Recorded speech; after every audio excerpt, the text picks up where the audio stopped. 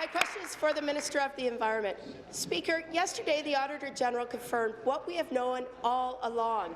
The Liberals have no real plan to protect our environment. Shocking. The auditor revealed that this government's own analysis of their so-called action plan only forecasts a third of the pollution reductions they're promising. Wow. Instead, this government will be sending $2.2 billion to Quebec and California, and guess where the emissions will be reduced? Speaker, unfortunately, it won't be Ontario. The emissions will be reduced in California and Quebec, yet this government still plans to take $8 billion from people and businesses in Ontario. It's unacceptable. Speaker, it is time for this government to be honest. Will the minister finally admit that their cap and trade is not about the environment, but instead a clever way to get into Ontarians' pockets? Thank you, Mr. Speaker.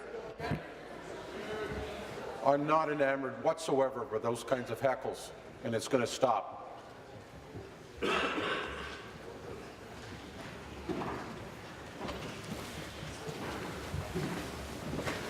Minister. Thank you. First, I do want to thank the Auditor General. She made 15 recommendations on cap and trade. We have either implemented, I think we've now implemented the majority of them, and the balance of them will be implemented in the next year. And she has been very constructive and helpful. On the numbers, I want to be very clear.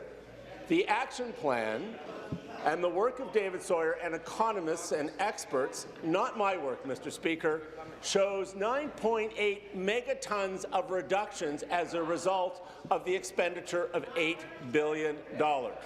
You may notice, Mr. Speaker, that all of the large emitting industries, refining and chemistry, to cement, to the auto sector, supported cap and trade and are working on designing it. We have great confidence in the businesses of Ontario to meet those targets, and that $8 billion will be going back into the lives and pockets of Ontarians. When you buy an electric car, you get $14,000 off.